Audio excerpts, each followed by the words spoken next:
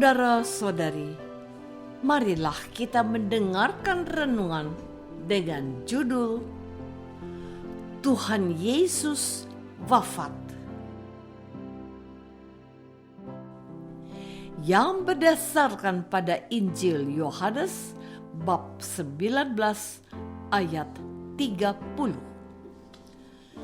Sesudah Yesus meminum anggur asam itu, berkatalah ia, "Sudah selesai."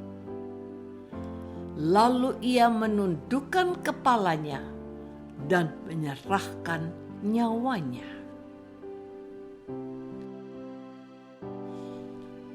Dalam nama Bapa dan Putra dan Roh Kudus. Amin. Saudara-saudari terkasih dalam nama Tuhan Yesus Kristus. Hari kedua dari Trihari Suci adalah Hari Jumat Agung. Kita merayakan misteri kematian Tuhan Yesus. Pada hari ini, gereja tidak mempersembahkan perayaan Ekaristi, tetapi sebagai gantinya diadakan ibadat Hari Raya Jumat Agung untuk mengenang sengsara dan wafat Tuhan Yesus. Pada hari ini dan Sabtu besok adalah rekoleksi agung untuk merenungkan kasih Tuhan Yesus yang rela mati untuk menebus dosa-dosa kita. Perayaan Hari Raya Vigili Paskah baru boleh dirayakan setelah hari gelap dan sebelum fajar berikutnya. Jadi gereja sungguh-sungguh memberikan makna rohani yang mendalam akan peristiwa Tuhan yang wafat dan dimakamkan. Hari ini dijadikan hari libur nasional dengan harapan umat dapat terlibat aktif dalam ibadah jalan salib pagi hari dan ibadat sengsara dan penyembahan salib pada sore hari sekira pukul 15 dan seterusnya. Ada yang melakukan dramatisasi kisah jalan salib Yesus itu. Ada juga yang mendoakan dan merenungkan jalan salib seperti biasanya.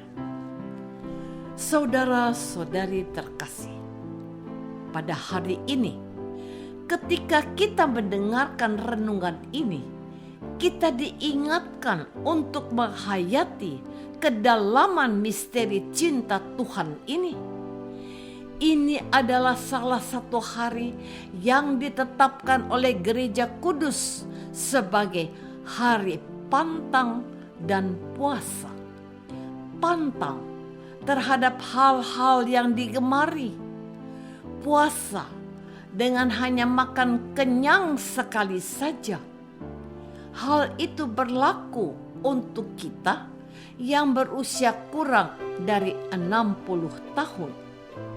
Tujuannya adalah agar kita bisa sedikit merasakan betapa luar biasanya penderitaan dan wafat Tuhan itu. Bukan hanya itu saja, melainkan kita diajak untuk merenungkan jalan salib Tuhan dan menyatakan bakti kita kepada kemurahan hatinya dengan merayakan ibadat Jumat Agung dan mencium salib suci yang olehnya Tuhan Yesus telah menebus dosa-dosa dunia. Pada hari ini, Gereja Kudus mau agar umat Allah melakukan refleksi dan rekoleksi serempak dan bersama-sama untuk menyadari betapa kita ini berarti dan berharga di mata Tuhan Yesus yang rela menderita dan wafat di kayu salib. Ia yang tidak berdosa dijadikan penjahat yang harus disalibkan. Tuhan Yesus melakukan itu karena Ia memilih taat kepada kehendak Bapanya yang mencintai kita, anak-anaknya.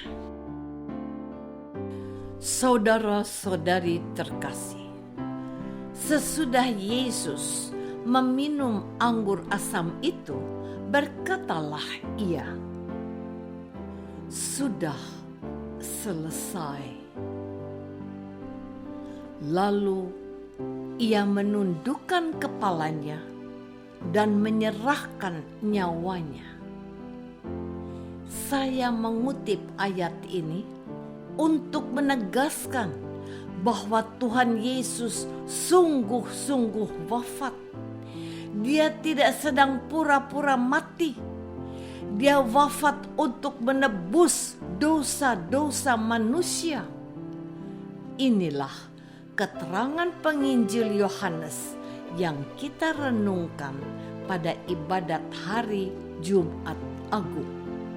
Tetapi ketika mereka kepada Yesus dan melihat Dia telah mati, mereka tidak mematahkan kakinya.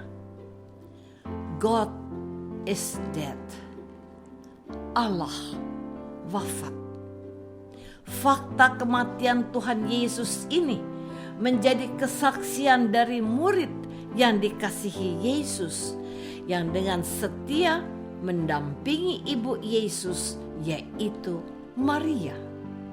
Pada peristiwa menjelang kematian Yesus, ada dialog yang menarik antara Yesus dan ibunya, antara Yesus dan murid yang dikasihinya. Kepada ibunya, Yesus meninggalkan pesan, "Ibu, inilah anakmu." Kepada Maria dititipkan masa depan para muridnya, yaitu gereja. Itulah sebabnya dia disebut Bunda Gereja. Kepada murid yang dikasihinya, Yesus menegaskan, "Inilah ibumu." Kepada gereja Tuhan Yesus minta agar mereka menerima Maria sebagai ibu gereja, sebagaimana Maria menjadi ibu yang telah melahirkan, menyusui, dan membesarkannya. Bersama dengan Maria, gereja harus terus melanjutkan misi Yesus untuk menyelamatkan seluruh umat manusia. Saudara-saudari terkasih, misteri wafat Tuhan kita Yesus Kristus telah membuktikan kepada orang-orang yang datang kepadanya bahwa Yesus menepati apa yang disabdakannya sendiri, bahwa Dia adalah guru dan Tuhan yang sangat mengasihi mereka sebagai seorang sahabat. Inilah firman-Nya. Tidak ada kasih yang lebih besar daripada kasih seorang sahabat yang menyerahkan nyawanya untuk para sahabatnya. Tuhan Yesus wafat untuk para sahabatnya, yaitu kita. Kasih yang selama ini diajarkannya dalam karya pelayanannya kini dipakukan dan dimeteraikan di atas kayu salib, tempat Dia menyerahkan hidupnya kepada Bapaknya. Tuhan Yesus wafat supaya kita hidup untuk Allah. Tuhan Yesus berpulang kepada Bapa agar kita juga tahu jalan pulang ke rumah Bapa. Tidak seorang pun dapat datang kepada Bapa jikalau tidak melalui aku. Orang-orang yang ingin sampai ke rumah Bapa dia juga harus menjadi seperti Yesus, siap berkorban untuk melaksanakan kehendak Bapaknya. Misteri kematian Tuhan Yesus kita rayakan setiap tahun. Namun, janganlah ini menjadi sebuah rutinitas, apalagi karena hari ini adalah hari libur. Misteri wafat Tuhan ini seharusnya menimbulkan kesedihan mendalam untuk kita. Sebagaimana kalau salah seorang yang kita cintai meninggalkan kita untuk selama-lamanya. Kita sedih karena Tuhan wafat, dan kita harus mulai mengalami arti kematian kita kelak. Apakah kematian itu menjadi berkat seperti Tuhan? Apakah aku sadar benar bahwa Tuhan Yesus wafat untuk aku dan menebus dosaku? Marilah kita berdoa.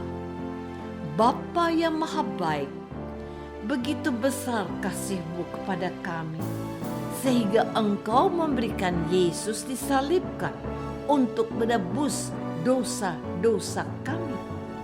Bantulah kami untuk membalas kasih-Nya dengan taat pada ajaran-Nya dan patuh pada kehendak-Mu, ya Bapa, sebab Dialah Kristus, Tuhan dan pengantara kami.